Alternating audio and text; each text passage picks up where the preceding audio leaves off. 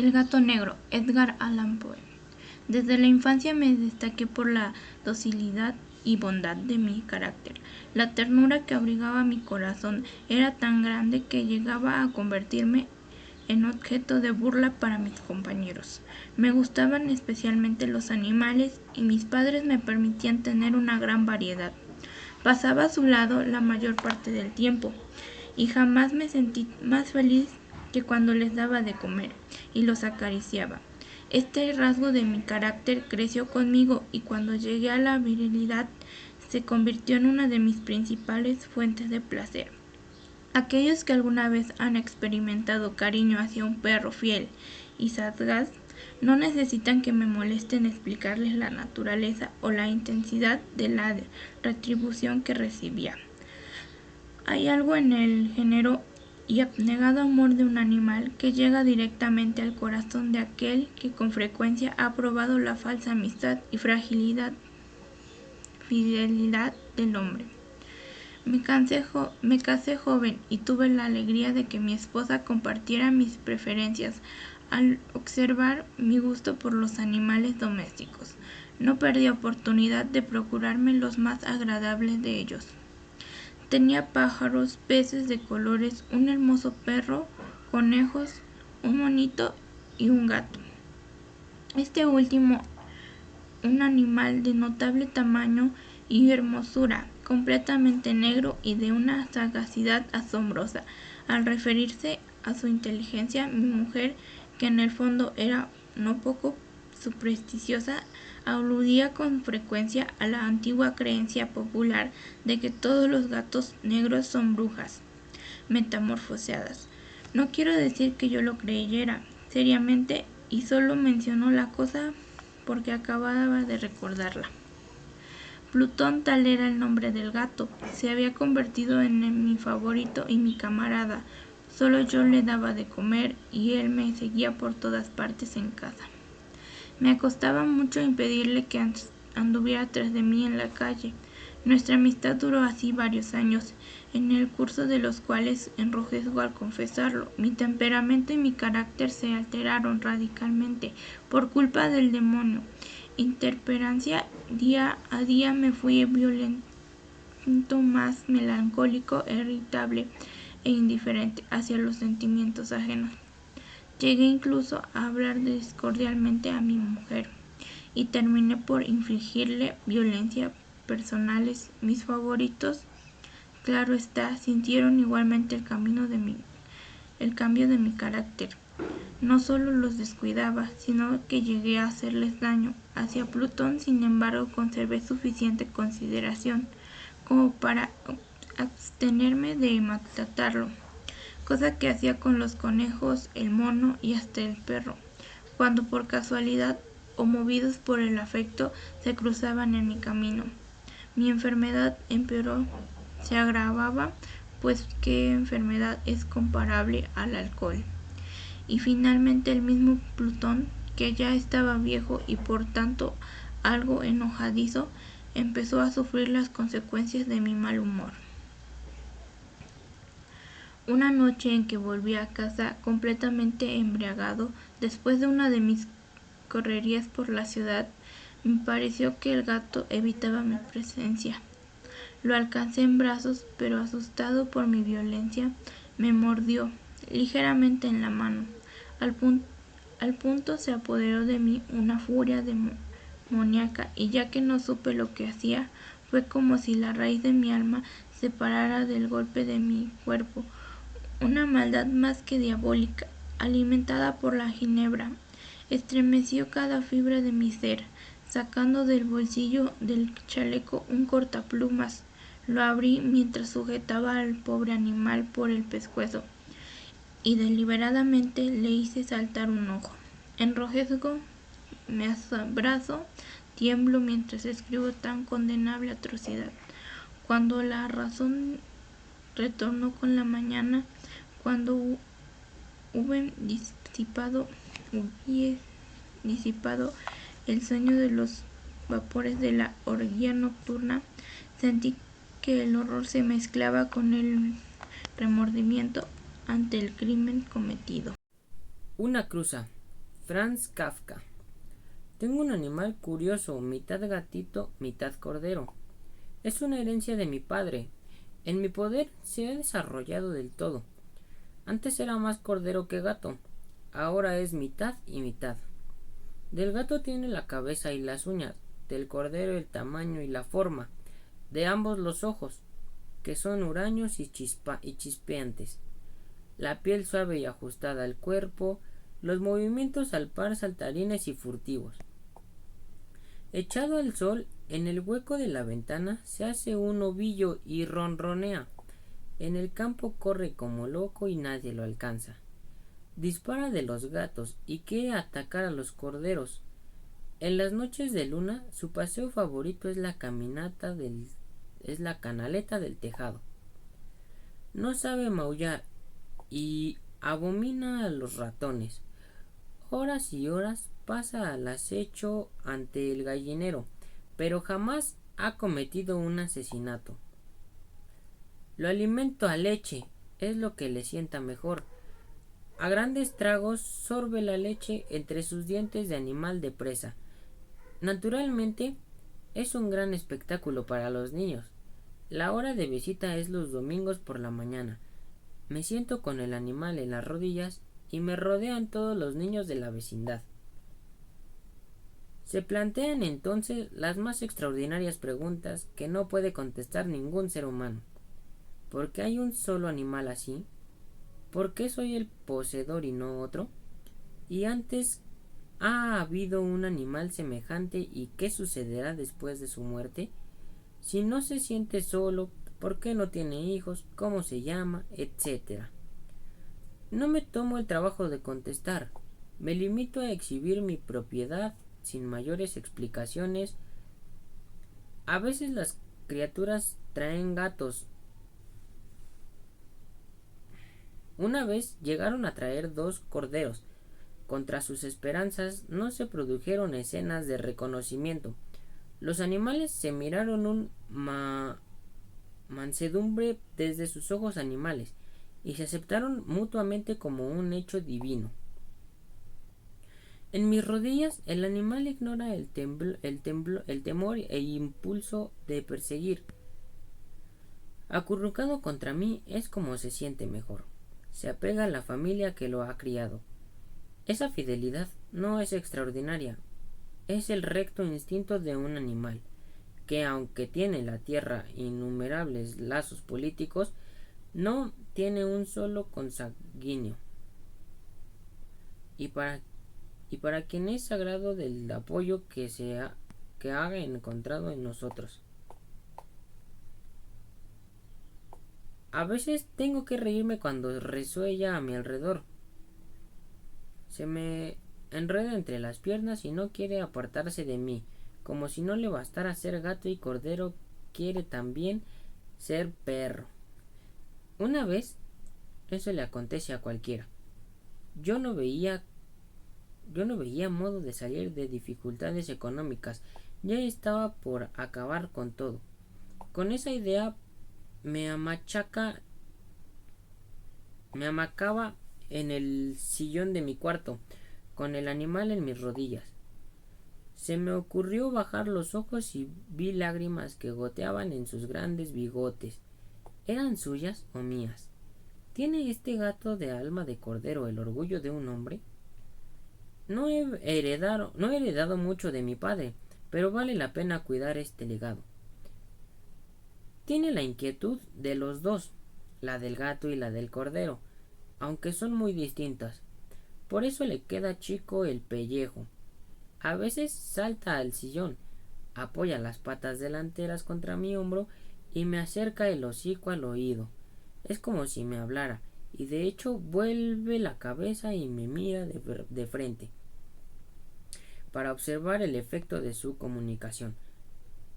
Para complacerlo hago como si lo hubiera entendido y muevo la cabeza. Salta entonces al suelo y brinca alrededor. Tal vez la cuchilla del carnicero fuera la redención para este animal, pero él es una herencia y debo negársela. Por eso deberá esperar hasta que se le acabe el aliento, aunque a veces me mira con razonables ojos humanos que me instigan al acto razonable. Hola, mi nombre es América Nicole Torres Franco y voy en el grupo 203. Yo voy a leer El gato negro de Edgar Allan Poe. El gato negro. Desde la infancia me destaqué por la docilidad y bondad de mi carácter. La ternura que abrigaba mi corazón era tan grande que llegaba a convertirme en objeto de burla para mis compañeros. Me gustaban especialmente los animales y mis padres me permitían tener una gran variedad. Pasaba a su lado la mayor parte del tiempo y jamás me sentía más feliz que cuando les daba de comer y los acariciaba. Este rasgo de mi carácter creció conmigo y cuando llegué a la virilidad se convirtió en una de mis principales fuentes de placer. Aquellos que alguna vez han experimentado cariño hacia un perro fiel y sagaz no necesitan que me moleste en explicarle la naturaleza o la intensidad de la retribución que recibía. Hay algo en el generoso y abnegado amor de un animal que llegaba directamente al corazón de aquel que con frecuencia ha probado la falsa amistad y la frágil fidelidad del hombre. Me casé joven y tuve la alegría de que mi esposa compartiera mis preferencias. Al observar mi gusto por los animales domésticos, no perdía oportunidad de preocuparme lo de más agradables de entre ellos. Teníamos pájaros, peces de colores, un hermoso perro, conejos y un monito y un gato. Este último era un animal de notable tamaño y hermosura, completamente negro y de una sagacidad asombrosa. Al referirse de su inteligencia, mi mujer, que en el fondo era no poco supersticiosa, aludía con frecuencia a la antigua creencia popular de que todos los gatos negros son brujas metamorfoseadas. No quiero decir que lo creyera seriamente, y solo mencionó la cosa porque acabo de recordarla. Plutón, tal era el nombre de mi gato. Se había convertido en mi favorito y mi camarada. Solo yo le daba de comer y él me seguía por todas partes en casa. Me costaba mucho impedir que anduviera tras de mí en la calle. Nuestra amistad duró así varios años, en el curso de los cuales mi temperamento y mi carácter se alteraron radical por culpa del demonio. Día a día me fui volviendo más melancólico, irritable e indiferente hacia los sentimientos ajenos. Llegué incluso a hablar descomedidamente a mi mujer y terminé por infligirle violencias personales. Mis favoritos, claro, sintieron igualmente el cambio de mi carácter. No solo los descuidaba, sino que llegué a hacerles daño. Hacia Plutón, sin embargo, conservé suficiente consideración como para abstenerme de maltratarlo, cosa que hacía con los conejos, el mono y hasta el perro cuando, por casualidad o movidos por el efecto, me cruzaban en mi camino. Mi enfermedad empeoró, se agravaba, pues ¿qué enfermedad es comparable al alcohol? Y finalmente el mismo Plutón, que ya estaba viejo y por tanto algo enojadizo, empecé a sufrir las consecuencias de mi mal humor. Una noche en que volví a casa completamente embriagado, después de una de mis correrías por la ciudad, me pareció que el gato evitaba mi presencia. Lo alcancé en brazos, pero asustado por mi violencia, me mordió ligeramente en la mano. Al punto se apoderó de mí una furia demoníaca, y ya no supe lo que hacía. Fue así como la raíz de mi alma se separó del golpe de mi cuerpo. Una maldad más que diabólica, alimentada por la ginebra, estremeció cada fibra de mi ser. Yo voy a leer el libro de Guy de Maupassant que se llama Loco. ¿Estoy loco o nada más estoy celoso? Lo ignoro, pero he sufrido horriblemente. Es cierto que mi acción es propia de un loco furioso, pero no bastan los celos anhelantes, un amor exaltado que sufre traición, que se ve desahuciado, un dolor maldito como el que me destroza. ¿No bastan? Digo, todas estas cosas para que cometamos crímenes y desatinos, sin que nuestro corazón y nuestro cerebro sean los de un criminal. Lo que yo he sufrido, lo que yo he sufrido, lo que yo he sufrido de una manera constante, aguda, espantosa. Quise a aquella mujer con un arrebato frenético, pero puntualmente bien. La quise yo, No, no y no. Es ella la que me poseyó en cuerpo y alma, la que se apoderó de mí, la que me encadenó. Fui, sigo siendo, objeto suyo, juguete suyo. Soy el esclavo de su sonrisa, de su boca, de su mirada, del contorno de su cuerpo, de la forma de su cara. Su simple apariencia externa me embarga, acelerando mi respiración. Pero ella, la que maneja todo esto, al ser de este cuerpo, me inspira odio, desprecio, aborrecimiento. La he odiado, despreciado, aborrecido siempre, porque es pérfida, bestial, inmunda, impura, es la mujer de perdición, el animal sensual y engañoso al que le falta el alma, por el que no circula jamás el pensamiento como aire libre y vivificador. En la bestia humana, ni aun eso no es más que seno, una maravilla de carne suave y turgente en la que habita la infamia. Nuestra conexión fue en sus comienzos extraordinaria y deliciosa. Yo me agotaba con furor de deseos insaciables entre sus brazos, siempre abiertos. Sus ojos me hacían abrir la boca.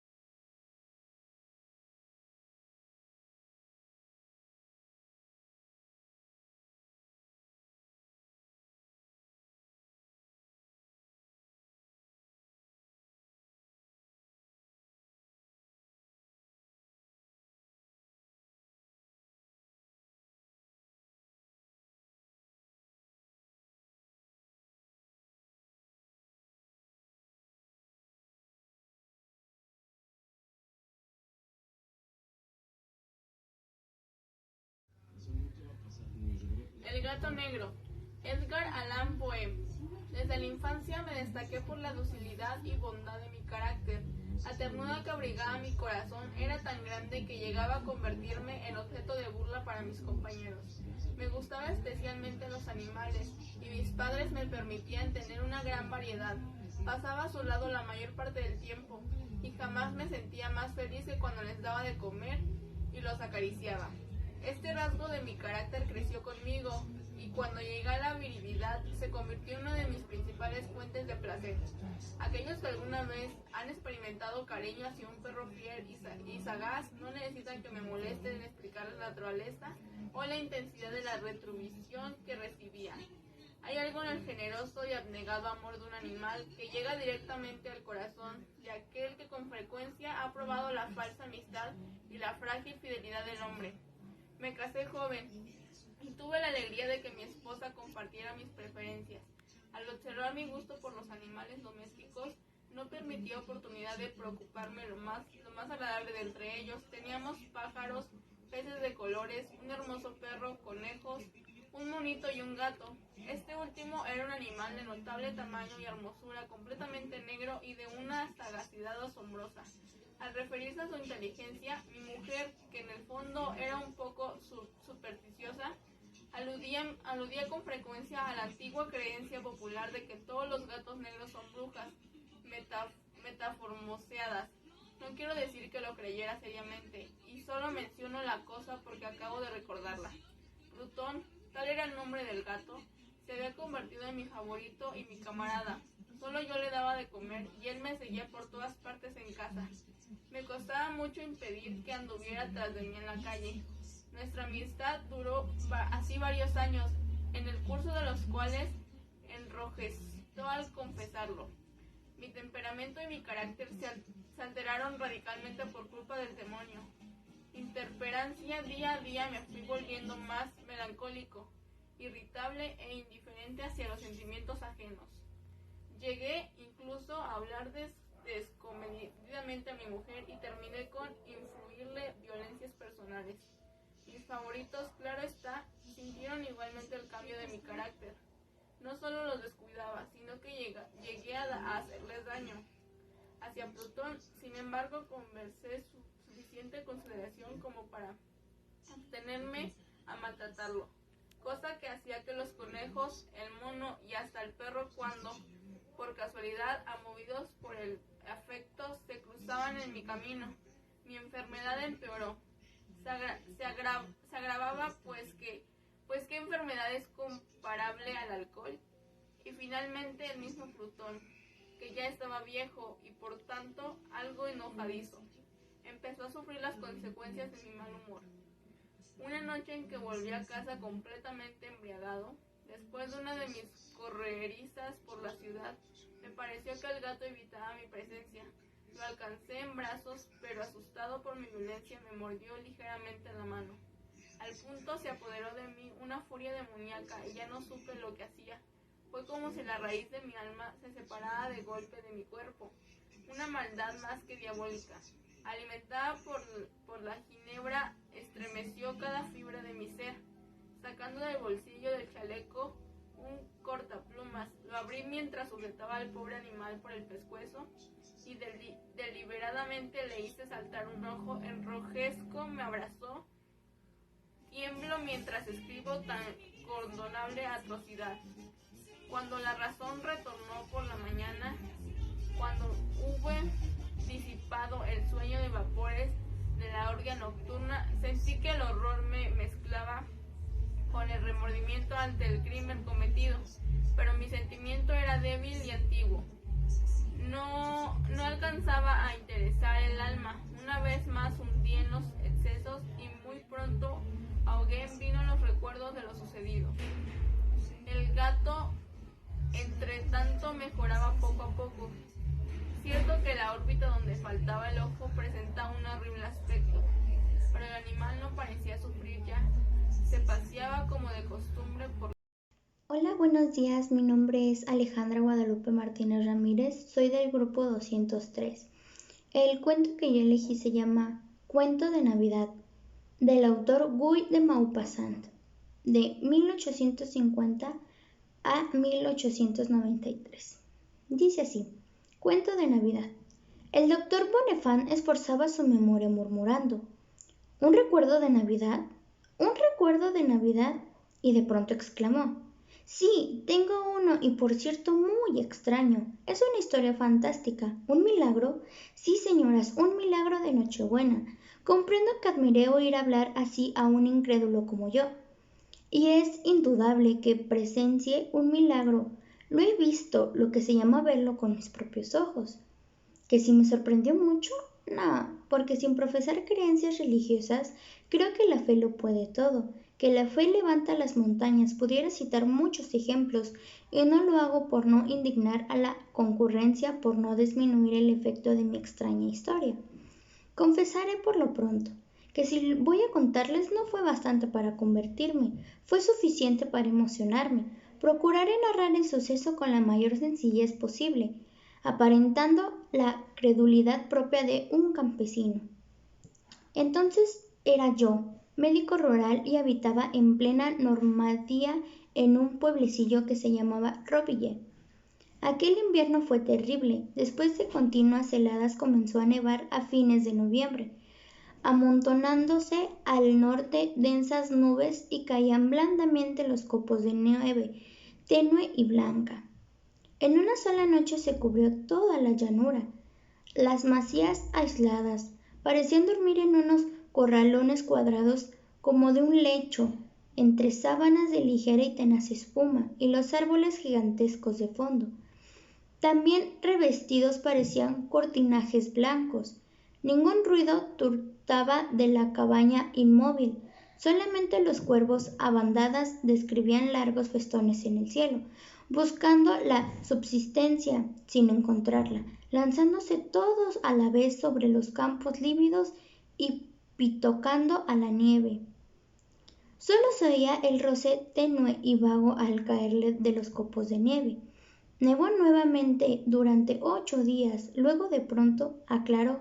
La tierra se cubría con una capa de blanca de 5 pies de grueso, y durante cerca de un mes el cielo estuvo de día, claro como un cristal azul, y por la noche tan estreñado como si lo cubriera una escarcha luminosa, helaba de tal modo que la sábana de nieve compacta y fría parecía un espejo. La llanura, los cercados, las hileras de olmos, todo parecía muerto de frío. Ni hombres ni animales asomaban. Solamente las chimeneas de las chozas en camisa daban indicios de la vida interior, oculta con las delgadas columnas de humo que se remontaban en el aire glacial. De cuando en cuando se oía crujir los árboles como si el hielo hiciera más quebradizas las ramas, y a veces despajábase una cayendo como un brazo cortado a cercén. Las viviendas campesinas parecían mucho más alejadas unas de otras. Vivíase malamente cada uno en su encierro. Solo yo salía para visitar a mis clientes más próximos y más expuestos a morir enterrado en la nieve de una hondonada. Comprendí al punto que un pánico terrible se cernía sobre las comarca. Semejante azote parecía sobrenatural. Algunos creyeron oír de noche silbidos agudos, voces pasajeras. Aquellas voces y aquellos silbidos los daban sin duda las aves migratorias que viajaban al anochecer y que huían sin cesar hacia el sur. Pero es imposible que razonen gentes desesperadas. El espanto invadía las conciencias y se guardaban sucesos extraordinarios. La fragua de Batinel hallase a un extremo del caserío de Emipent, junto a la carrera intracinada y desaparecida como carecían de pan. El herrero decidió ir a buscarlo. Entretúvose algunas horas hablando con los vecinos de las 6 casas que formaban el núcleo principal del caserío. Recogió el pan, varias noticias, algo del temor esparció por la comarca y se puso en camino antes de que anocheciera. De pronto, borboteando un seto, creyó ver un huevo sobre la nieve, un huevo muy blanco. Inclinóse para cerciorarse. No había duda, era un huevo. ¿Cómo se hallaba en tan apartado lugar? ¿Qué gallina salió de su corral para ponerlo allí? El herrero, absorto, no se lo explicaba, pero cogió el huevo para llevárselo a su mujer. «Toma este huevo que encontré en el camino». La mujer, la cabeza recelosa. «¿Un huevo en el camino con el tiempo que hace? ¿No te has emborrachado?». No, mujer, no, te aseguro que no he bebido y el huevo estaba junto a un seto caliente. Aún lo tienes, me lo metí a un pecho para que no se enfriase. Cómetelo esta noche. Lo echaron en la cazuela donde se le hacía sopa y el herrero comenzó a referir lo que se decía en la comarca. La mujer escuchaba paliciándose. Es cierto, yo también oí silbidos la pasada noche y entraban por la chimenea. Esto es todo. Gracias. El anillo. Rosa había bostezado varias veces durante la conversación. Faber lo notó y, como siempre, se distinguiera por ser un admirador del bello sexo. Se ofreció ante la complacencia de todos a narrar un cuento. Pero por favor, que no sea un cuento rimado, pues solo se le entiende a medias. Entonces el grupo se hizo más cerrado. Faber se encaminó en medio de él y comenzó, mientras sus pasos continuaban entre un boscoso declive, la siguiente historia. Había una vez un caballero. Esto comienza como en un cuento. Faber retomó su historia. Había una vez un caballero que vivía en lo profundo del bosque, en su antiguo castillo, donde practicaba espirituales contemplaciones y penitencias. Ningún extranjero visitaba al santo varón. Todos los caminos se hallaban cubiertos de túpida y hierba, y solo la campanilla, que de tiempo en tiempo hacía sonar en el curso de sus oraciones, interrumpía el silencio dejándose escuchar en la claridad de la noche, adentrándose en la espesura del bosque. El caballero tenía una hija, la cual le inspiraba no pocos sobresaltos a causa de su manera de pensar, del todo diferente a la suya, y cuyo entero anhelo dirigirse únicamente a las personas prófanas. Por las noches, cuando se encontraba sentada ante su rueca y él le leía en sus viejos libros las historias maravillosas de los santos mártires, ella solía pensar entre sí: pero eran realmente unos tontos, y creía saber mucho más que un anciano padre. Este creía en todos esos milagros. Muchas veces, cuando él estaba ausente, ella hojeaba los libros y pintaba grandes bigotes sobre las imágenes de los santos. Al oír esto, Rosa soltó una carcajada. ¿De qué te ríes?, preguntó Leontín, un tanto picante. Faber continuó con su relato. Ella era más hermosa e inteligente que todos los demás niños de su edad, por lo que siempre se avergonzaba de jugar con ellos, y quien hablaba con ella creía estar escuchando a una persona adulta. Con tal conocimiento y elocuencia conversaba con ellos. Además, sin sentir miedo y riéndose del viejo alcalde, su padre, que le contaba cosas espantosas acerca del genio del agua día y noche, que paseaba en completa soledad por el bosque. Muchas veces, estando en medio del bosque o a la orilla del celeste río, gritaba con la voz agitada por las risas: que el genio del agua sea mi novio, que el genio del agua sea mi novio. Cuando su padre estaba a punto de morir, este hizo llevar a su hija a su lecho de muerte y le entregó un enorme anillo labrado en puro oro, puro y macizo. Le dijo entonces: este anillo fue fabricado por una diestra mano hace cientos de años. Uno de tus antepasados lo obtuvo en Palestina en mitad de una batalla. Ahí se encontraba el anillo, completamente cubierto de sangre y arena. Allí permaneció inmaculado y reluciente, con un brillo tan claro y destellante que de todos los caballos reparaban ante él, evitando pisarlo con su casco. Tu madre y tus antepasadas lo llevaron, y de este modo Dios bendijo sus matrimonios. Tómalo tú también y contémplalo todas las mañanas con limpios pensamientos. Así su destello aliviará y fortalecerá tu corazón. Pero si tus pensamientos y pareceres se inclinan hacia lo malo, su brillo desaparecerá junto con la transparencia de tu alma, e incluso te parecerá turbio. Consérvalo fielmente en tu mano hasta que encuentres un hombre virtuoso, pues aquel que una vez lleve puesto este anillo será por siempre tu marido fiel. Con estas palabras el anciano caballero murió. Ida, su hija, se quedó entonces sola. Conforme pasaba el tiempo, su miedo crecía al vivir en este viejo castillo, y como hallase enormes tesoros en los sótanos de su padre, cambió de inmediato su manera de vivir. Ángeles Cabaldón Martínez. Soy del plantel Nezahualcóyotl 1. Estoy en segundo semestre y el título de la lectura que leeré a continuación se llama Té Verde, de Joseph Sheridan Le Fanu. Prólogo. Martin Hesselius, el médico alemán. Aunque dueño de una cuidadosa educación en medicina y en cirugía, jamás he practicado ninguna de ellas. No obstante, sigue interesándome profundamente el estudio de ambas. Ni el ocio ni el capricho fueron causa de que abandonara la honorable vocación en la que acababa de iniciarme. Causa fue un rasguño bastante insignificante con un bisturí de disección. Aquella pequeñez me costó la pérdida de 2 dedos, que me fueron amputados sin tardanza, así como la pérdida incluso más dolorosa a la salud, pues desde aquel momento nunca he estado del todo sano y rara vez he permanecido en el mismo lugar por más de 12 meses. En mis vagabundeos trabé conocimiento con el doctor Martin Hesselius, vagabundo como yo mismo, como yo, médico y como yo, entusiasta de su profesión. Se diferenciaba de mí en que sus viajes eran voluntarios y era sin hombre de fortuna.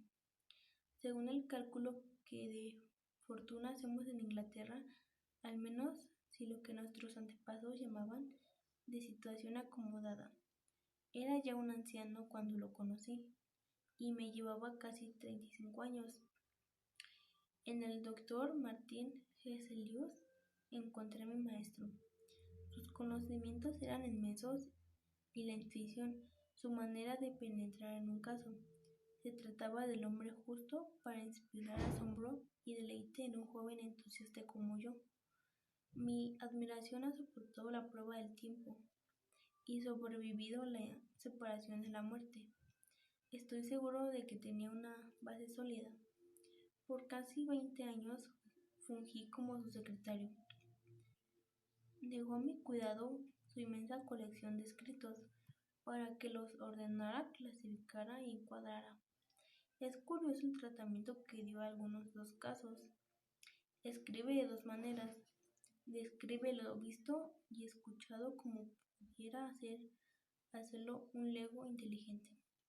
Cuando, con este estilo de narrar, ha acompañado a su paciente hasta el umbral, llevándolo a la luz del día o hasta las puertas oscuras que conducen a las cavernas de la muerte.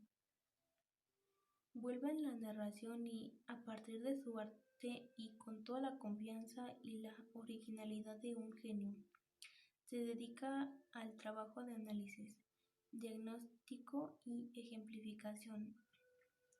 De vez en cuando, algún caso me parece del tipo que pudiera entretener u horrorizar a un lector lego, a causa de un interés muy distinto al peculiar que tendría para un experto.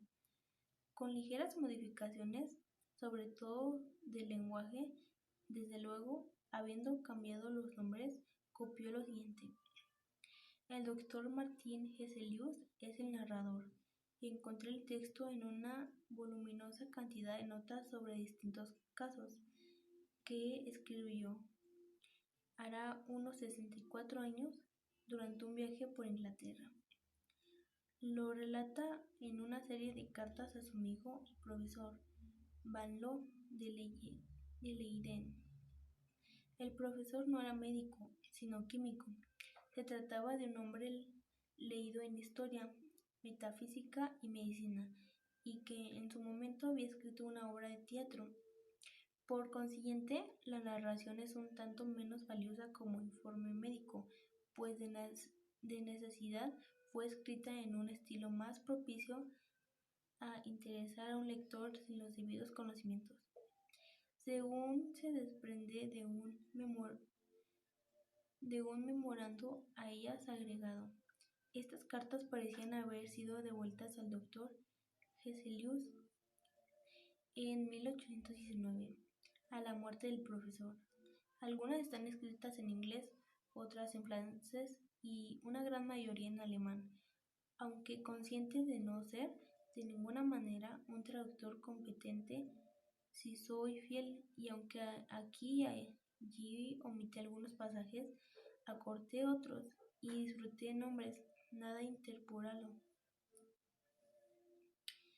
El doctor Eselius relata cómo conoció al reverendo Jennings.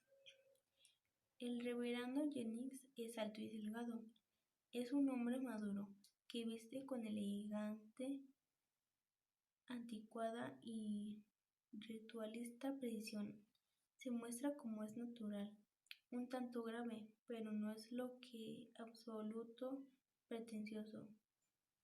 Aunque no bien parecido, posee rasgos agradables y una expresión sumamente amable a la vez que tímida. Lo conocí en una velada en casa de Lady Mary Haydock. La modestia y la benevolencia de su rostro son atractivas en grado sumo. Formábamos un grupo pequeño y en él se mezclaba la conversación con bastante agrado. Parece gustar mucho más oyendo que participando en la plática, pero lo que dice viene siendo el caso y está bien expresado. Lady Mary lo aprecia enormemente y al parecer lo consulta respecto a muchas cosas. Piensen que es una de las personas más felices y bienaventuradas de esta tierra, cuando poco sabe de él. El reverendo Jennings es soltero y tiene, según dice, 60,000 libras en bonos. Es caritativo, se muestra ansioso de participar activamente en su sagrada profesión. Sin embargo, aunque siempre se encuentra tolerablemente bien de salud en otros sitios, cuando vuelve a su vicaría de Warwickshire para dedicarse a los deberes propios de su sacrificio oficio, la salud le falla y de una manera harto extraña, al menos tal dice Lady Mary. No hay duda de que la salud del señor James se derrumba de un modo, en general, súbito y misterioso, y en ocasiones el momento justo de oficiar en su vieja hermosa iglesia de Kennings. Tal vez es su corazón, quizá el cerebro. Ha sucedido 3 o 4 veces, acaso más, que tras haber cubierto parte del servicio se detenga de pronto, después de un silencio y al parecer. Buenas tardes, mi nombre es Martínez Contreras Daniela y soy del plantel Nezahualcóyotl 1. El título del libro es Aparición. A las últimas horas de la velada, en una residencia suntuosa y antigua de la calle Grenell, hablóse de secuestro con motivo de recién proceso, y cada cual refería una historia que asegura ser verdadera. El marqués Tour Samuel, anciano de 82 años, levantándose y reclinándose en un codo apoyado en la chimenea, dijo alzando la voz, algo temblona: yo sé también un episodio raro, tan raro que ha sido la obsesión de toda mi vida. 56 años hace ya que me ocurrió semejante aventura, y no pasa un mes desde tan larga fecha sin que me reproduzca en sueños. Me ha dejado una impresión, un vestigio de miedo imborrable. Me obsesionó durante 10 minutos, un espacio indecible, y desde aquel día siento constante zozobra. Los ruidos inesperados me hacen estremecer, los objetos que se me ofrecen borrosos en las sombras, el crepúsculo me inspira frenéticamente ansiedad de huir. En la palabra me asusta la oscuridad. Oh, no habría confesado esto antes de llegar a la vejez. Ahora no me avergüenza decirlo, no es deshonroso. A los 82 años, temer peligros imaginarios. Ante los peligros reales, no he retrocedido nunca, señora, nunca. Esta historia trastornó mi espíritu, de tal modo que dejó en todo mi ser una turbución tan grande, tan misteriosa y terrible, que no he querido referirla jamás. La tuve oculta en el rincón donde guardaba los secretos tristes o vergonzosos, todas las debilidades que padecimos en nuestra existencia. Voy a contarles mi aventura, tal como sucedió, sin tratar de razonarla. Y bien pudiera, pues no creo haber parecido una hora de locura. No estaba loco, y se lo probaré a ustedes. Juzguen como les plazca. Le limito a referirse sencillamente los hechos. En julio de 1827, yo estaba de guarnición rural Paseando una mañana por el muelle, creí reconocer a un hombre que pasaba sin rodar fijamente. ¿Quién era? Por un impulso instintivo me detuve, y aquel hombre se arrojó a mis brazos. Era un amigo de la juventud, a quien yo quería mucho. No lo había visto en 5 años, durante los cuales él envejeció mediante el siglo. Tenía los cabellos completamente blancos, iba encorvado con una apariencia de caduco y enfermo. Al notar mi sorpresa, me refirió a su vida. Le había herido una terrible desgracia, enamorándose locamente de una señorita. Se había casado con ella en un éxtasis de felicidad, y al año de una dicha inextinguible, de pasión incesante, su mujer había muerto repentinamente del corazón, asesinada, sin duda, por sus amores. Soy Naomi Ailín Saavedra Mendoza. Vengo de Platel, Nezahualcóyotl 1 y estoy en el segundo semestre. Voy a leer la de Diario de un Loco. Nicolás Gogol, 3 de octubre. Hoy ha tenido lugar un acontecimiento extraordinario. Me levanté bastante tarde y cuando Marva me trajo las botas relucientes le pregunté la hora. Al enterarme de que eran las 10 pasadas, me apresuré a vestirme. Reconozco que de buena gana no hubiera ido a la oficina. Al pensar en la cara larga que iba a poner mi jefe de la sección, ya desde hace tiempo me viene diciendo, pero amigo, ¿qué barullo tienes en la cabeza? Ya no es la primera vez que te precipitas como un loco y enredas en el asunto de tal forma que ni el mismo demonio será capaz de ponerlo en orden. Ni siquiera pones mayúsculas al encabezado. Los documentos, te olvidas de la fecha y del número. Habrése visto. Ah, condenado jefe, con toda seguridad que me tiene envidia por estar yo en el despacho del director, sacando punta a las plumas de su excelencia. En una palabra, no hubiera ido a la oficina a no ser porque esperaba sacarle a ese judío de cajero un anticipo sobre mi sueldo. También ese es mi caso. Antes de adelantarme, algún dinero sobrevendrá el juicio final. Jesús, qué hombre, ya puede uno asegurarle que se encuentra en la miseria y rogarle y amenazarle. Es lo mismo, no dará ni un solo centavo. Y sin embargo, en su casa hasta la cocinera le da bofetadas. Eso es todo, el mundo lo sabe. No comprendo qué ventaja se tiene al trabajar. No es departamento ministerial, ni siquiera dispone de uno de sus recursos. Pero no sucede así en la administración provincial, ni en el Ministerio de Hacienda, ni en el Tribunal Civil. Allí ves a un empleado cualquiera sentado humildemente en un rincón escribiendo. Lleva un frac gastado y su aspecto es tal que ni siquiera merece que se le escupa encima. Sin embargo, fíjate en la villa que alquila durante el verano. No se te ocurra regalarle una taza de porcelana dorada, pues te diría que eso es digno de un médico. Él se conforma tan solo con un coche de lujo o unos drogias o una piel de visión de 300 rublos, y no obstante por su aspecto parece tan molesto y al hablar es tan fino. Te pide, por ejemplo, que lo presentes la navaja para sacar punta a su pluma, y si te descuidas un poco te despluma de tal forma que ni siquiera te deja la camisa. Miedo. Acaba la cena. Subimos otra vez al puente. El Mediterráneo se extendía ante nosotros sin el más leve estremecimiento en toda su superficie. En la luna llena, plácida, ponía reflejos de muere. Un gran barco se deslizaba disparando hacia el cielo, sembrando las estrellas, una voluminosidad serpiente de humo negro. A nuestras espaldas, el agua blanquísima, removida por el corte viento de la pesada embarcación y sacudida por la hélice, espumaba, se retorcía, removiendo tantas luminosidades que daba impresión de un hervor de luz de luna. Éramos 6 u 8 y mirábamos todo aquello en silencio, vueltos hacia el África lejana, a la cual nos dirigíamos. El comandante, que estaba en medio de nosotros fumando un cigarrillo, reanudó de pronto la conversación que teníamos en la mesa. Sí, señores, aquel día sentí miedo.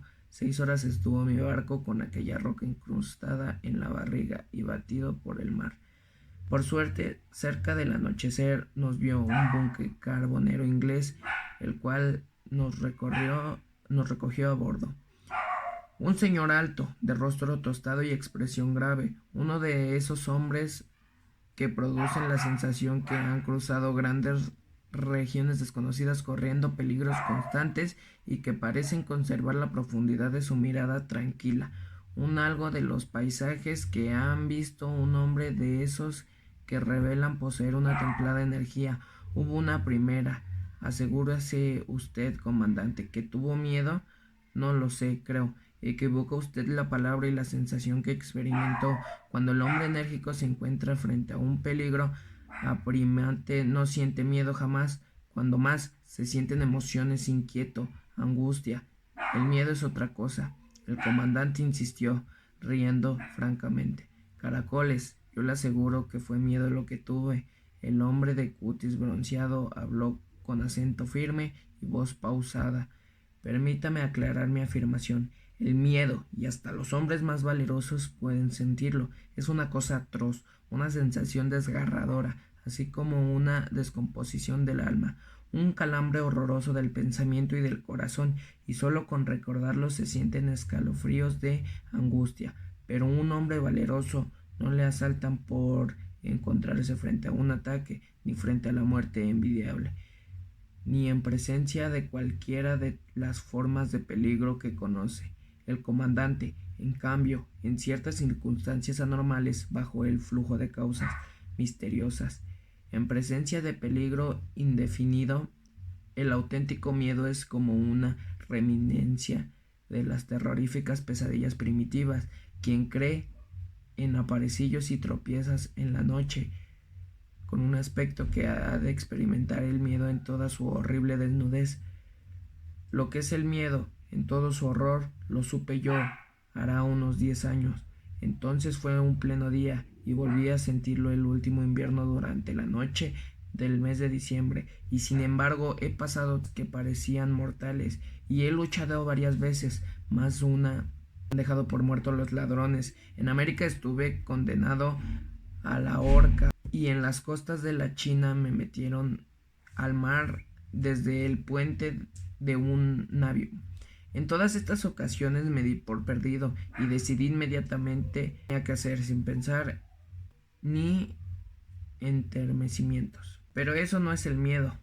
En África fue como presentimiento lo que es, pero en el norte, de donde procede el sol, disipa como la niebla. Fíjense bien en esto, señores. Para los orientales la vida no tiene valor alguno.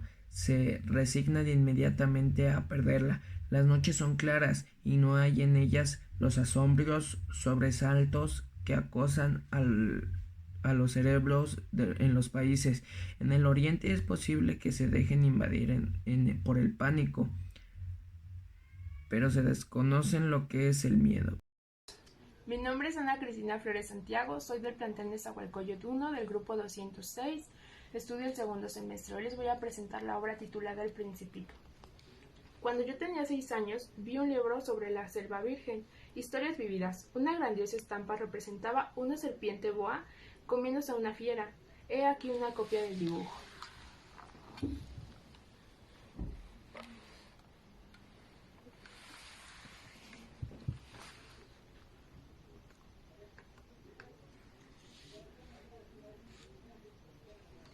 En el libro se afirmaba: la serpiente boa se traga a su presa entera, sin masticarla. Luego, como no puede moverse, duerme durante 6 meses, que dura su gestación.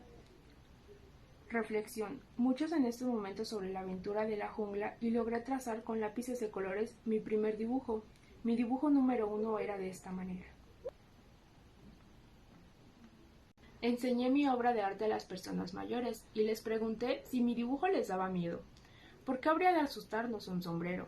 Me respondieron: mi dibujo no era un sombrero, representaba una serpiente boa que digiera un elefante. Entonces dibujé el interior de la serpiente boa para que las personas mayores pudieran comprenderlo.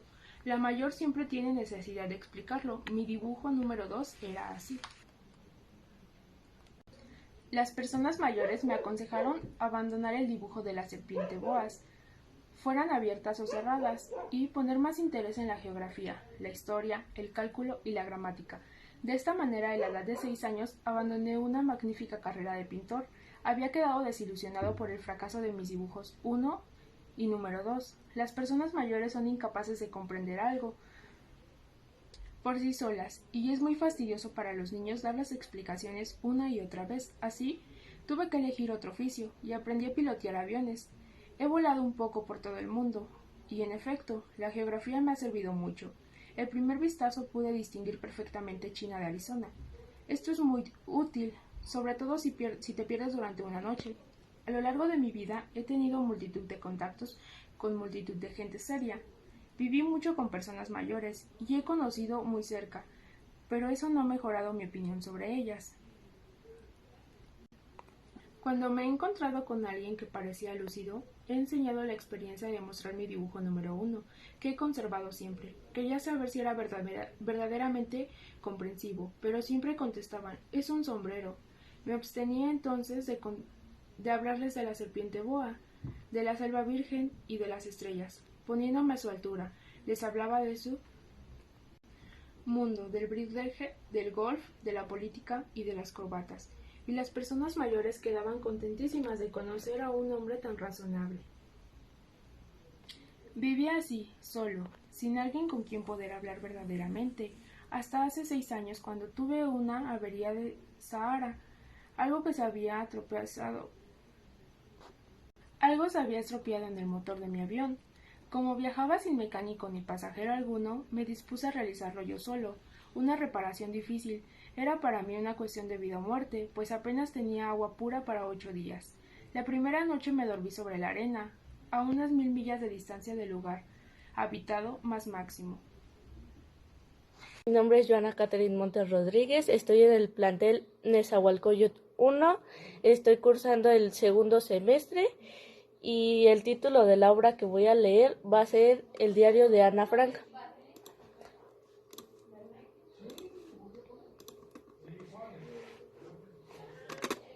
De un modo como he pedido hacerlo hasta ahora, con nadie, y espero que sea un gran apoyo para mí. Ana Frank, 12 de junio de 1942. Domingo 14 de junio de 1942. El viernes desperté ya a las 6. Era comprensible, pues fue el día de mi cumpleaños, pero no podía levantarme tan temprano, y hube de apercibir mi curiosidad hasta un cuarto para las 7. Entonces ya no soporté más, y corrí hasta el comedor donde nuestro pequeño gatito Morchen me saludó con efusivo cariño. Después de las 7 fui al dormitorio de mis padres y enseguida con ellos al salón para encontrar y desenvolver a mis regalos. A ti, mi diario, te vi en primer lugar y sin duda fuiste mi mejor regalo. También me obsequió un ramo de rosas y un cactus y unas ramas de rosas silvestres. Fueron los primeros saludos del día, ya que tarde había bastante más. Papá y mamá me entregaron numerosos regalos y mis amigos tampoco se quedaron atrás en materia de mimarme. Entre otras cosas me regalaron un libro titulado Cámara Oscura, un juego de mesa, muchas golosinas, un rompecabezas de broche, las sagas y leyendas de Holanda de Joseph Cohen, otro libro encantador, las vacaciones de Daisy en la montaña y algún dinero como me compré las leyendas mitológicas griegas y romanas, fantástico. Enseguida vino Lies y partimos juntas a la escuela. Comencé enseguida el ritual holandés a obsequiar golosinas a mis maestros y compañeros de clase y luego nos pusimos a trabajar y basta por hoy. Oye, estoy tan contenta de tenerte. Lunes 15 de junio de 1942. El sábado por la tarde ofrecí una fiesta de cumpleaños. Exhibimos una película, El guardafaro, con Rin Tin Tin, que gustó mucho a mis amigas. Nos entretuvimos como locas. Había muchos jóvenes y jovencitas. Mamá siempre quiere saber con quién pienso casarme más adelante. Creo que se extrañaría bastante si supiera que es con Peter Wells, con quien me casaría. Pues siempre me hago la tonta cuando me pregunta con Liz Jones y Sam Hussman. Somos compañeras de clase desde hace 10 años y son muy buenas amigas. Entre tanto conocí a Sophie Van de Waal en el liceo judío. Nos juntamos bastante y ella es ahora mi mejor amiga. Lies ha trabado una amistad profunda con otra chica, San, y va a otro colegio. Se ha hecho de nuevas amigas. Sábado 20 de junio de 1942. No he notado nada durante un par de días, pues quise reflexionar sobre el significado y la finalidad de un diario de vida. Me causa una sensación extraña en el hecho de comenzar a llevar un diario, y no solo por el hecho de que nunca había escrito. Supongo que más adelante ni yo ni nadie tendrá que algún interés en los extrabrutos emocionales de una chiquilla de 13 años, pero eso en realidad poco importa. Tengo deseos de escribir y ante todo lo que quiero sacarme algún peso del corazón. El papel es el más paciente de los seres humanos, pensaba a menudo cuando apoyaba melancólicamente en la cabeza en mis manos ciertos días en que no sabía qué hacer. Primero deseaba quedarme en casa, enseguida salir a la calle y casi siempre seguía sentada donde mismo, apoyando mis tripulaciones. Si el papel es paciente, no tengo la menor intención de mostrar algún vez de cuento, embastando con el altisonante nombre de diario de vida, salvo que fuera la amiga o el amigo, y seguramente no les interesaría mucho a nadie. Soy Elizabeth Yesenia Sandoval Pastrana, estudio en el plantel Nezahualcóyotl 1 en el segundo semestre. Yo les voy a leer La muerte de Victoriana Huertado, que se encuentra en el libro Historias macabras de Panteones en México. Bueno, en 1833 nació en Guadalajara Victoria Huertado, hija única de un matrimonio rico. Para preservar la buena alcurnia de la familia, sus padres decidieron casarla con un aparente burgués 23 años mayor que ella. Victoriana tenía tan solo 12 años de edad cuando contrajo nupcias.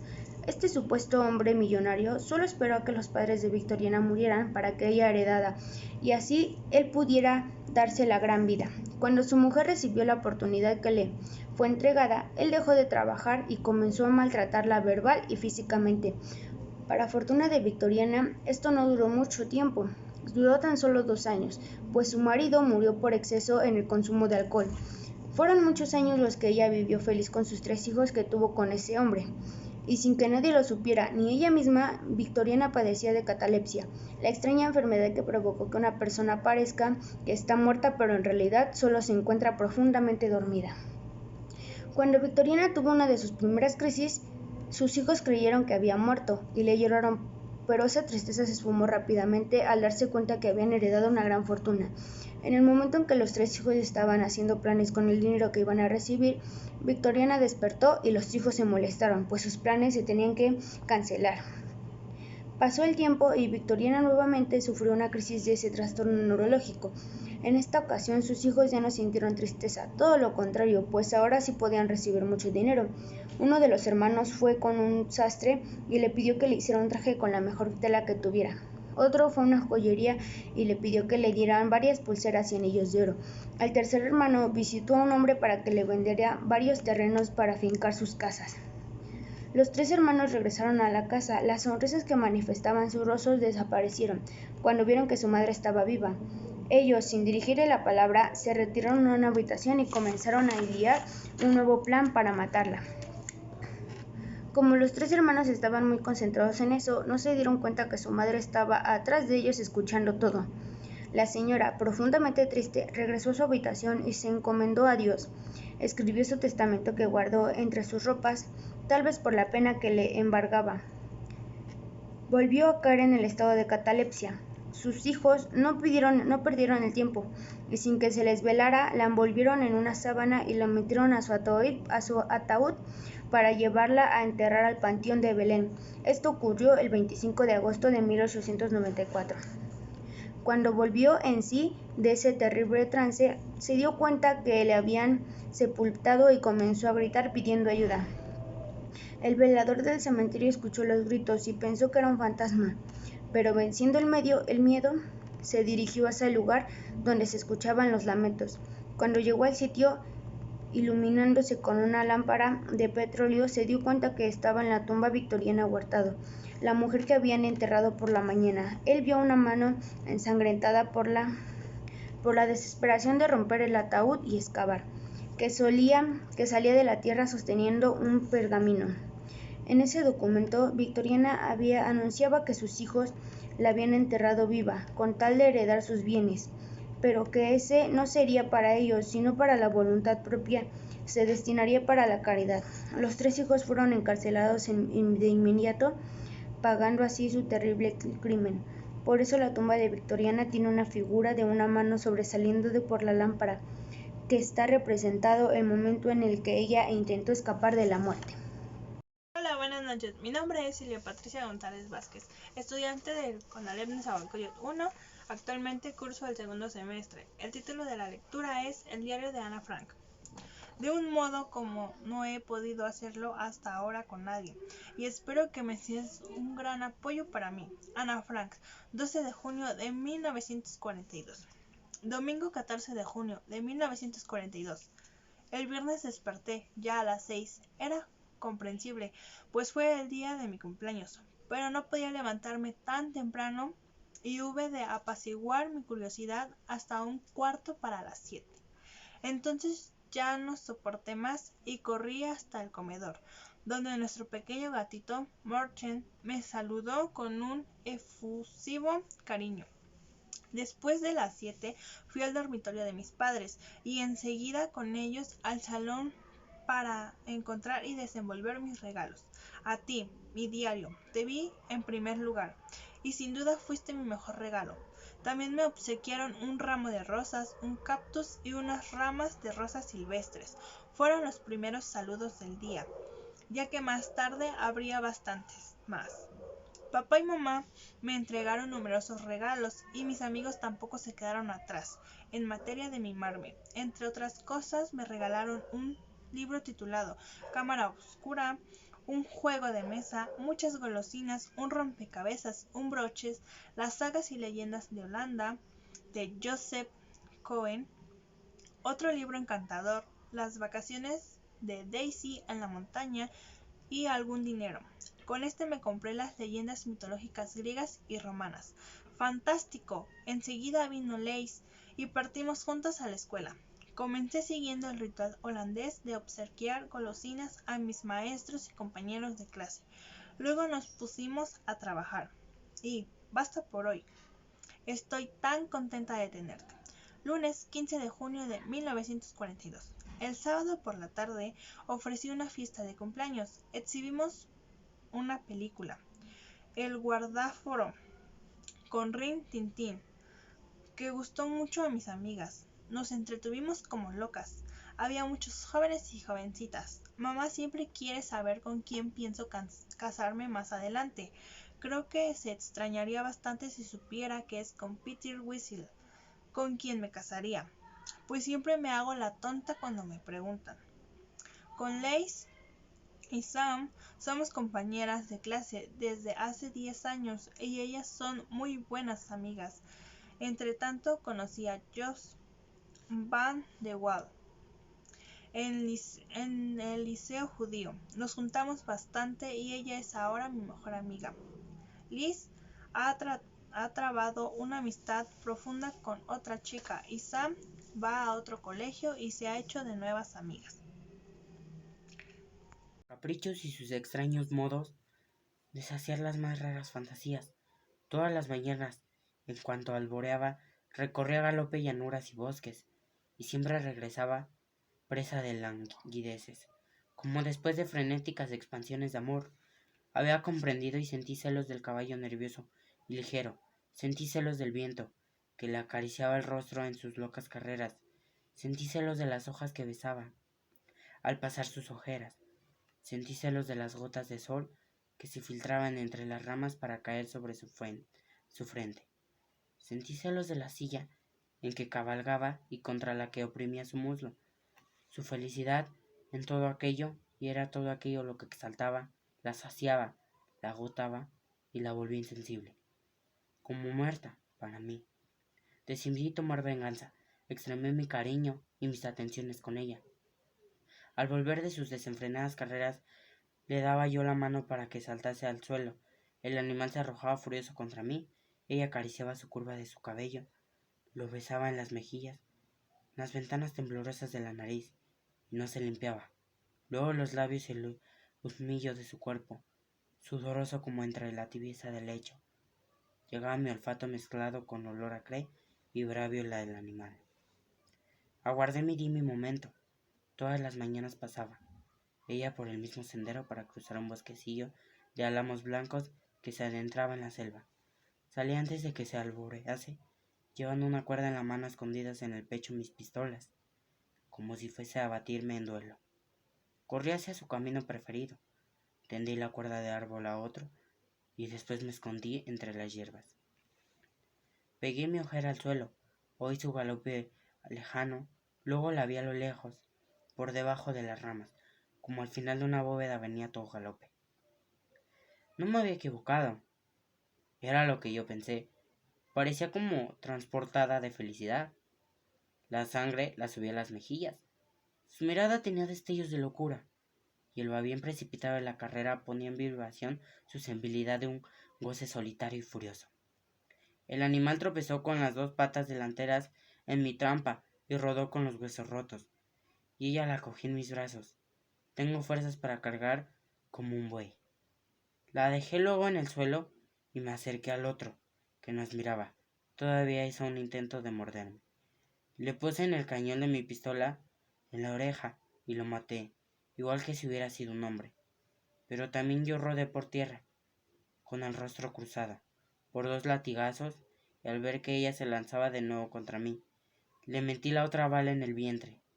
Díganme ahora, ¿estoy loco? Hola, mi nombre es Angélica Rachel Reyes Ramírez del grupo 206. Estoy estudiando la carrera de Enfermería General en el plantel Nezahualcóyotl 1. Voy a leer el libro Flores en el Ático, ya que mi mamá me comenta que es muy buen libro. Y aquí empieza la lectura. La casa de la abuela. El día amaneció apenas luminoso, tras las pasadas cortinas corridas que se nos había prohibido abrir. Christopher se incorporó el primero bostezo, estirándose, sonriéndome. Desengreñada me saludó. Su pelo aparecía tan despeinado como el mío, mucho más. No sé por qué Dios le había dado a él y a Cory un pelo tan erizo, mientras que a Carrie y a mí nos concedió solo ondas. Y con toda su energía de muchacho, se puso lleno de entusiasmo a cepillarse bien los cabellos, mientras yo, sentada en la cama, me decía que ojalá se le escapase a él de la cabeza para posarse en la mía. Permanecía así sentada, mirando aquella habitación que tendría posiblemente 6 metros de largo y otros tantos de ancho, espaciosa, pero con 2 camas dobles, una cómoda grande y un gran aparador, 2 sillas muy molidas y un tocador entre las 2 ventanas delanteras, además de una mesa de caoba con 4 sillas. Se dirigía que ese era un cuarto muy pequeño, demasiado lleno de cosas. Entre las 2 grandes camas había otra mesa con una lámpara. En total estábamos con 4 lámparas en el cuarto. Bajo todos estos pesados muebles oscuros se tendía una desviada alfombra oriental bordeada de rojo. En otros tiempos debió de haber sido bonita, pero ahora se veía vieja y gastada. Las paredes estaban empapeladas de color crema, aterciopelado en blanco. Las colchas de las camas eran doradas y estaban hechas de una tela pesada semejante al satén colchado. 3 cuadros pendían de las paredes, pero, por Dios bendito, la verdad era que la dejaban a una sin respiración. Demonios, grotesco, que perseguían a gente desnuda por cavernas subterráneas, casi extremadamente rojas. Monstruos sobrenaturales, devorando a otras almas lamentables, que todavía pataleaban colgando de sus bocas babosas, de los que brotaban colmillos largos y agudos y relucientes. Eso que miras es el infierno, como algunos creen que es, me explicó el sabiondo de mi hermano.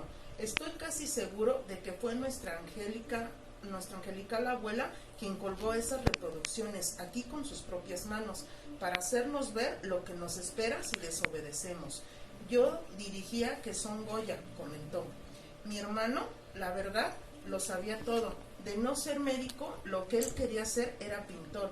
Era excepcionalmente buen Pintar acuarelas al óleo y todo lo demás. Casi todo lo hacía bien, menos poner en orden sus cosas y cuidar de sí mismo.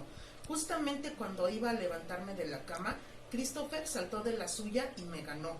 ¿Por qué tendríamos que estar Carrie y yo tan lejos del cuarto de baño? Llena de impaciencia, me senté al borde de la cama, agitando las piernas y esperando a que saliera. Carrie y Cory, con muchos movimientos inquietos, se despertaron al mismo tiempo. Se incorporaron, bostezando como reflejos, los gemelos a un espejo.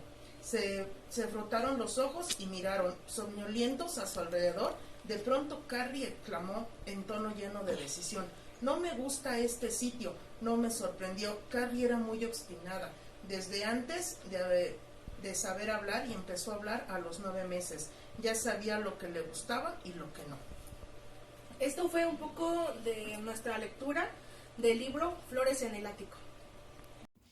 Hola, mi nombre es Melanie Jimena Muñoz Munguía, del plantel Conalep Nezahualcóyotl 1, segundo semestre. La obra que voy a leer es Romeo y Julieta de Shakespeare. La obra cuya traducción ofrecemos hoy a nuestros lectores es una de las más bellas, de las más selectas que se encierra en el teatro de Shakespeare. Gracia, sentimiento, naturalidad, sublime lenguaje, expresión del amor ardiente que aspira a la correspondencia, del amor correspondido que lucha con la contrariedad, del amor triunfante y satisfecho que se pierde. Improviso el cielo de su aventura. He aquí, en pocas palabras, el cuadro cada vez más correcto que va a entretener a nuestra imaginación y a remontar la sorpresa, extasiada y anhelante por las áreas regiones de lo espiritual. No tan angélica como Desdémona, no tan gentil como Porcia, pero sí más vehemente que la apasionada, más interesante y conmovedora en sus elevados arranques. La Julieta de Shakespeare caracteriza el tipo bello, perfecto, superior, de la más perfecta, superior y bella sensación del alma, haciéndola o bien intérprete de su exquisita sensibilidad, o bien irrecursable testimonio de su rara concepción. El eminente poeta la ha eternizado reina entre sus heroínas, y le ha ceñido el laurel de su nombre inmortal.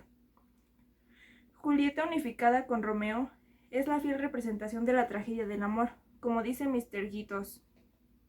Lo mismo que Otelo, lo mismo que Macbeth, arrastrados por sus infernales consejeros, conforman las tragedias de los celos y la ambición. Lo hemos dicho antes, y no nos cansaremos de repetirlo, por más que la docta pluma haya querido consignar diferencias. Shakespeare sobresale sin rival por la pureza y naturalidad de sus creaciones, por la viva y extraordinaria similitud con que se retratan los sentimientos humanos, así como estos predominan con su levante y descienden como se cambian a su merced, de impulsos repentinos e indefendibles. Así su prodigiosa imaginación los detalla, sin esfuerzo, sin ningún premeditado estudio, sin quitar ni añadir un solo punto a la verdad, postergando siempre a esta todo fictioso compuesto, toda floridez y elevación. Faeciente testimonio de este proceder son los interesantes caracteres, que aparte de los protagonistas figuran la pieza, traducimos a continuación. El bello protagonista de esta pieza, en cuya repentina mudanza de afecto han querido muchos fundar a una crítica severa, sin ver, como dice razonadamente Víctor Hugo, que el nombre de Rosalinda es solo el seudónimo de la belleza ideal que absorbe la mente de aquel Romeo meridional con su conducta, en su lenguaje, hijo legítimo de la extremosa Italia, hablando el idioma del Petrarca, puro amador de sus antítesis, de sus tiernas alegorías, de sus graciosas al par comparaciones. Romeo buscando y hallando por Shakespeare en las leyendas italianas, manteniendo italiano con asombrosa maestría, todo italiano en su pasión por Julieta, también oriunda de las regiones del sur. Aparece desde el principio hasta el fin de la pieza, tal como el pensamiento, como el alma, como la vida de la inteligencia, le buscaran para hacer a la vida, el alma, la encarnación del amor. Su graciosa declaración del caprichos y sus extraños modos de saciar las más raras fantasías. Todas las mañanas, En cuanto alboreaba, recorría a galope llanuras y bosques, y siempre regresaba presa de languideces. Como después de frenéticas expansiones de amor, había comprendido y sentí celos del caballo nervioso y ligero, sentí celos del viento, que le acariciaba el rostro en sus locas carreras, sentí celos de las hojas que besaba al pasar sus ojeras, sentí celos de las gotas de sol que se filtraban entre las ramas para caer sobre su frente. Sentí celos de la silla en que cabalgaba y contra la que oprimía su muslo. Su felicidad en todo aquello, y era todo aquello lo que exaltaba, la saciaba, la agotaba y la volvía insensible, como muerta para mí. Decidí tomar venganza, extremé mi cariño y mis atenciones con ella. Al volver de sus desenfrenadas carreras, le daba yo la mano para que saltase al suelo. El animal se arrojaba furioso contra mí. Ella acariciaba su curva de su cabello, lo besaba en las mejillas, en las ventanas temblorosas de la nariz, y no se limpiaba. Luego los labios y el husmillo de su cuerpo, sudoroso como entre la tibieza del lecho. Llegaba mi olfato mezclado con olor a cre y bravio la del animal. Aguardé mi momento. Todas las mañanas pasaba ella por el mismo sendero para cruzar un bosquecillo de álamos blancos que se adentraba en la selva. Salí antes de que se alborease, llevando una cuerda en la mano, escondidas en el pecho mis pistolas, como si fuese a batirme en duelo. Corrí hacia su camino preferido, tendí la cuerda de árbol a otro, y después me escondí entre las hierbas. Pegué mi ojera al suelo, oí su galope lejano, luego la vi a lo lejos, por debajo de las ramas, como al final de una bóveda venía todo galope. No me había equivocado. Era lo que yo pensé. Parecía como transportada de felicidad. La sangre la subía a las mejillas. Su mirada tenía destellos de locura, y el vaivén precipitado de la carrera ponía en vibración su sensibilidad de un goce solitario y furioso. El animal tropezó con las dos patas delanteras en mi trampa y rodó con los huesos rotos, y ella la cogí en mis brazos. Tengo fuerzas para cargar como un buey. La dejé luego en el suelo y me acerqué al otro, que nos miraba. Todavía hizo un intento de morderme. Le puse en el cañón de mi pistola en la oreja y lo maté, igual que si hubiera sido un hombre. Pero también yo rodé por tierra, con el rostro cruzado, por 2 latigazos, y al ver que ella se lanzaba de nuevo contra mí, le metí la otra bala en el vientre. Díganme ahora, ¿estoy loco? Hola, mi nombre es Jimena Sinaí López Velázquez, vengo del plantel de Zahualcóyotl número 1, Enfermería General, y soy del grupo 205. La obra que les voy a leer se llama El Anillo y comienza así. Rosa había bostezado varias veces durante la conversación. Faber lo notó y, como siempre se distinguiera por ser un admirador del bello sexo, se ofreció ante la complacencia de todos narrar un cuento. Pero por favor, que no sea un cuento rimado, pues solo se les entiende a medias. Entonces el grupo se hizo más cerrado. Faber se encaminó en medio de él y comenzó. Mientras sus pasos continuaban entre un boscoso declive, la siguiente historia. Había una vez un caballero. Esto comienza como un cuento. Faber retomó su historia. Había una vez un caballero que vivía en lo profundo del bosque, en su antiguo castillo, donde practicaba espirituales completaciones y penitencias. Ningún extranjero visitaba el santo varón.